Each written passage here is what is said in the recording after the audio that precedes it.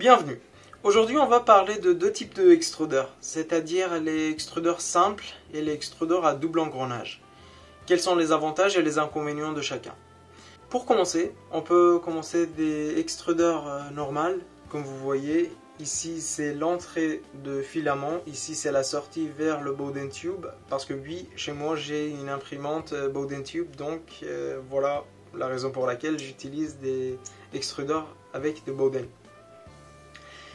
Cela en fait, il s'agit d'un simple engrenage, c'est-à-dire qu'on a un seul engrenage et avec un ressort ici, on met beaucoup de pression sur le filament pour que ça colle bien contre notre engrenage, le seul engrenage qu'on a, et avec un poulie spécifique. Je vais essayer de voir si je peux le demander. Oui, avec un poulie très spécifique, on guide le filament pour aller jusqu'à notre Bowden Tube et donc notre hot end.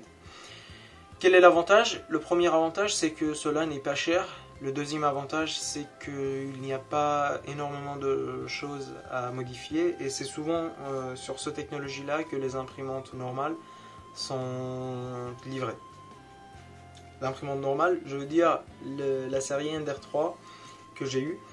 Et il s'agissait d'un simple engrenage, mais que en ce moment je l'ai changé et j'ai mis un double engrenage là-dessus. Quels sont les inconvénients? C'est que on ne peut pas imprimer toutes sortes de matières avec, comme du PLA, on peut imprimer, mais du TPU on ne peut pas. Pourquoi?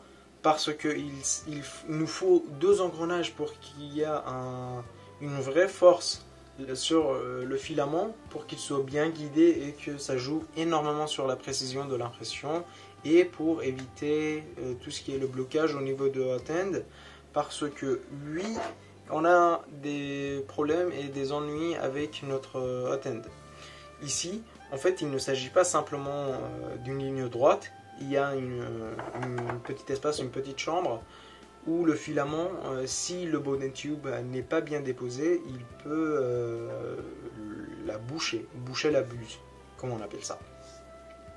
L'avantage de double engrenage, c'est que c'est rempli d'avantages, premièrement, et qu'on peut l'utiliser pour toutes sortes de matières. Il y a énormément de force de friction, et donc on peut imprimer de filaments flexibles, et du PLA, et du PETG, et tout ce qu'on veut. Et encore, pour les rétractations, c'est un peu plus lent parce qu'il y a des ratios qui changent entre les engrenages. Mais cela aussi, c'est un paramètre, on peut le modifier sur la velocity ou la vitesse de moteur d'injection, notre moteur de extrudeur. Cela dit, je vous souhaite une très bonne continuation et restez créatifs.